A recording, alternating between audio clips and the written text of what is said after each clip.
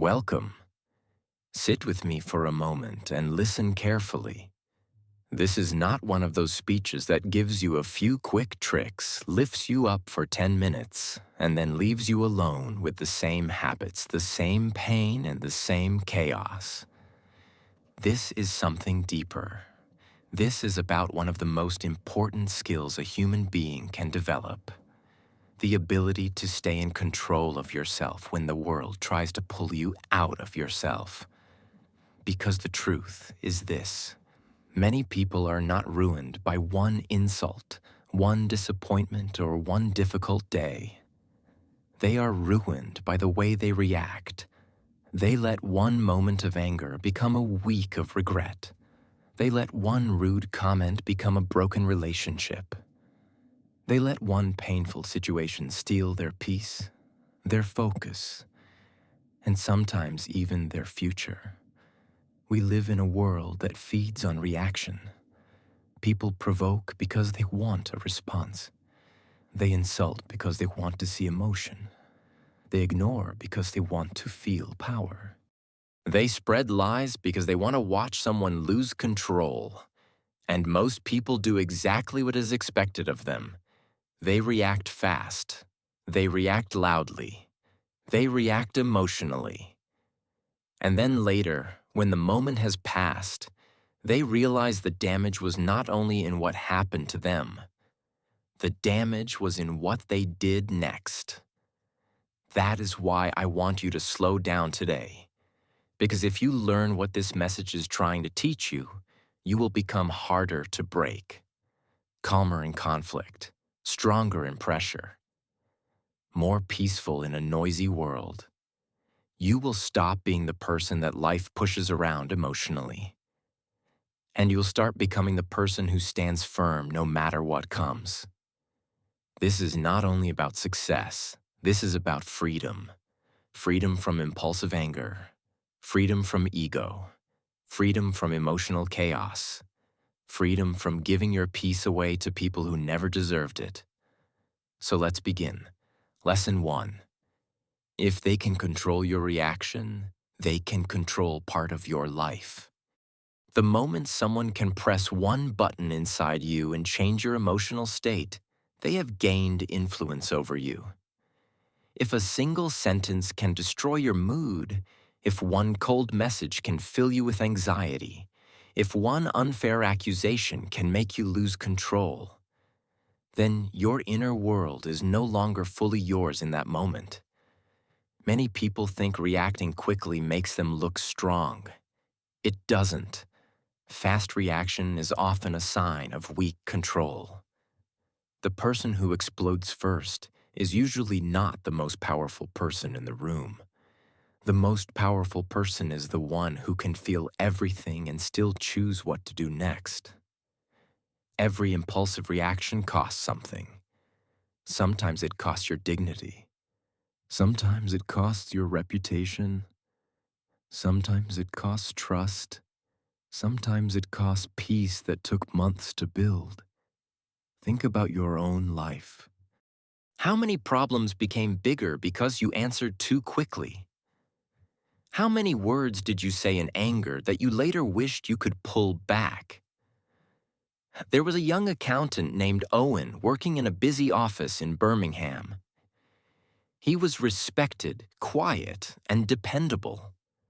One day, during a meeting, his department head blamed him for an error that was not his. Owen felt the heat rise instantly. He interrupted, raised his voice, and defended himself in front of everyone. The room went silent. The facts were corrected later, but his reaction remained in people's minds. After that, he was no longer remembered as the reliable one.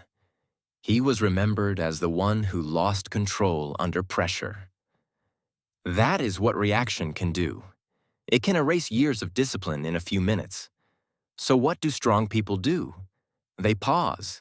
The next time someone disrespects you, provokes you, ignores you, or speaks unfairly to you, do not rush to answer. Breathe in. Breathe out. Give yourself 5 seconds. In those 5 seconds, You interrupt emotion before it becomes action. In those 5 seconds, you take your power back. Lesson 2. Most reactions turn into regrets. There are moments people carry for years, not because of what happened, but because of how they answered what happened. A message sent in anger. A door slammed in pride. A cruel sentence spoken in pain. A relationship damaged by one emotional moment that could not be taken back. People often think quick reaction means honesty. But honesty without control is not always courage. Sometimes it is simply pain speaking too fast. Many reactions come from wounds, not strength. We yell when we feel cornered. We accuse when we feel weak. We become cruel when something old inside us has been touched. And when the fire fades, what is left? Shame, distance, regret. The thought that arrives too late. I should have stayed quiet. I should have waited. In a small town near York, a woman named Clara was very close to her cousin Naomi. During a family dinner, Naomi made a sarcastic joke about something painful from Clara's past. It touched an old wound. Clara stood up and exploded. She said things that were harsh, personal, and impossible to take back. The room froze. Naomi left in tears. Months passed, then years, and the closeness never fully returned. Clara later said the worst part was not the joke. The worst part was knowing that one reaction destroyed something love had built over many years. This is why you must train yourself to respond instead of react. When something painful happens, tell yourself, "This feeling is real, but my next action is still a choice." Let the emotion rise, but do not obey it immediately. Sit with it. Name it. Ask yourself whether you are reacting to the moment or to an older pain hidden behind the moment. Then wait until your mind becomes clearer than your feelings. Lesson 3. Silence is often power in its highest form. The world is full of noise. Everyone wants to explain, defend, argue, prove, justify, and win. People think strength is loud, but real strength is often quiet. Silence is misunderstood. Many assume that if you say nothing, you must be afraid. If you walk away, you must be weak. But that is not true. It takes much more discipline to stay calm than to shout. It takes more maturity to walk away than to keep a pointless fight alive. Silence has a kind of authority to it. When you stay calm and say little, people cannot easily control you. They do not know what you are thinking. They do not know whether they reached you. That uncertainty carries power. A man named Julian from Edinburgh was attacked online by a former friend who posted lies and ugly accusations. Everyone expected Julian to answer publicly. But he said nothing. For weeks, some called him weak. Some assumed he was guilty. But months later, the lies were exposed by others, and the public mood changed completely. What had once looked like weakness now looked like discipline and dignity. You do not need to answer every insult. You do not need to explain yourself to people who have already decided not to understand you. Sometimes the strongest sentence you can offer is no sentence at all. Lesson 4. Not everything deserves your energy. One of the biggest mistakes in life is trying to fight every battle, trying to correct every rumor, trying to answer every critic, trying to explain yourself to every person committed to misunderstanding you. It feels brave, but it is often just emotional waste. Your energy is limited. Your attention is limited. Your peace is limited if you do not guard it carefully. If you spend it on gossip, arguments, petty conflict, and endless defending, you will have little left for your goals, your work, your healing, and the people who actually matter. A university student named Iris in Bristol once had a bright future in front of her. Then a rumor spread across campus that she had cheated on an important exam. She became furious and terrified. Instead of protecting her energy, she started trying to fix every opinion. She wrote long messages, argued with classmates, posted explanations online, and spent nights crying over what people were saying. The rumor eventually disappeared, but by then she had lost months of focus, peace, and direction. Years later, she said, "I didn't lose because of what they said. I lost because I gave them all my energy." That is the danger. Some people do not want truth from you. They want access to your emotions. Ask yourself each morning, what truly deserves my energy today? If something is not helping you grow, heal, love, build, or move forward, it probably does not deserve deep emotional investment. You're not here to win every argument. You are here to win your life. Lesson 5. The calm person usually wins. There is a reason calm people are trusted. Calm people think clearly when others panic. Calm people become the center of stability in difficult situations. They make better decisions because they do not let the first feeling become the final action. Calmness does not mean you feel nothing. It means you have learned not to let your feelings take control of your direction. On a crowded train passing through London, a man entered one evening angry, loud, and clearly looking for conflict. He pushed people, shouted at strangers, and turned the whole carriage tense within seconds. But one older passenger, named Arthur, remained completely calm. When the angry man came toward him, Arthur looked at him and said gently, "You must be carrying something heavy today. I'm sorry it followed you here." The man froze. His face changed. His fists dropped. A few moments later, he sat down and began to cry. That is the power of calmness. Not every storm outside has to become a storm inside. But calmness does not appear by accident. It must be trained. You practice it in small inconveniences, a delayed bus, a rude message, a mistake at work. These are training sessions. Each one gives you a chance to build a calmer nervous system and a wiser mind. Lesson 6. Reaction is habit. Response is mastery. Many people believe they react because the moment is intense. But often they react because reaction has become a habit. Someone disrespects them, and anger appears instantly. Someone criticizes them, and defensiveness arrives before thought. That is why the difference between reaction and response matters so much. Reaction is automatic, emotional, and often rooted in pain. Response is conscious, measured, and rooted in awareness. Reaction happens to you. Response is something you create. A waiter named Marcus worked in a restaurant in Liverpool. One night, a wealthy customer became furious over a delayed order. He insulted Marcus in front of the room. Everyone expected Marcus to react.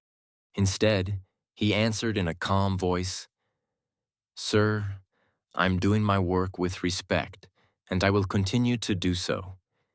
If tonight has been frustrating for you, I understand, but I won't become disrespectful because of it." The room became quiet. Later that evening, the manager told Marcus that he had shown more leadership in that moment than many people show in years. Why do we react so automatically?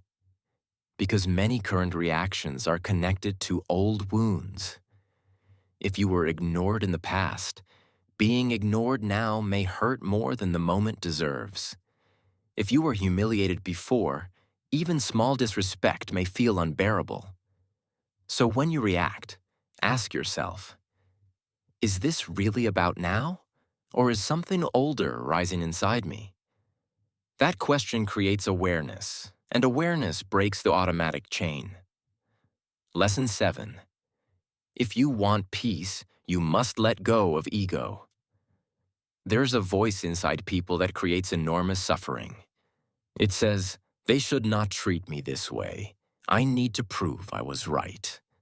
I have to show them who I am. I cannot let them think they won. That voice is ego. Ego is loud, fragile, and hungry. It wants constant respect and validation. And when the world does not provide these things, ego becomes offended and reactive. But ego is not power. Ego is often the enemy of peace. A man named Henry worked for years at a company in Nottingham. Then, without warning, he was replaced. No gratitude, no apology. Henry burned with anger. He wanted revenge. Before doing anything, he visited his grandmother, Margaret. After listening, she told him, "You do not heal by proving them wrong. You heal by refusing to let their behavior decide who you become next." That sentence changed his life. Henry walked away with dignity. He rebuilt quietly. Years later, he had created a stronger life than the one he lost. Not because he fed his ego, but because he protected his peace. The next time you feel desperate to prove yourself, explain yourself, or defend yourself, stop and ask, is this truth speaking, or is this ego screaming? Let some people misunderstand you. Let some people be wrong about you. Your worth is not something you need to debate. One peaceful decision may look small in the moment, but it can protect an entire season of your life. One moment of restraint can save you from months of damage. One quiet breath can stop a cycle of pain that has followed you for years. This is why self-control matters so much. It is not just a personality trait, it is protection. It is wisdom in action. It is the ability to remain yourself when pressure tries to turn you into someone smaller, louder, and weaker than you truly are. The world will keep testing you. Some people will still provoke you. Some days will still hurt. Some moments will still feel unfair. But now you know what most people never learn. Peace is not found in controlling everyone around you. Peace is found in controlling what happens inside you. Now you know the truth. You do not need to react to everything. You do not need to fight every battle. You do not need to prove your value to those who were never ready to see it. You are more than your anger, more than your wounds, more than your triggers, more than the temporary storms that pass through your mind. You can become calm. You can become steady. You can become the kind of person who no longer gives away peace so easily. So from this moment on, protect your mind. Guard your energy. Choose silence when silence is wiser. Choose calmness when chaos is easier. Choose response over reaction again and again until it becomes your new nature. And when the world tries to drag you into drama, pause and remember who you are. You were not made for endless noise. You were made for peace, purpose, clarity, and quiet strength. Stay steady. Stay wise. Stay free. And never forget, staying calm is not weakness. It is one of the purest forms of power a human being can have.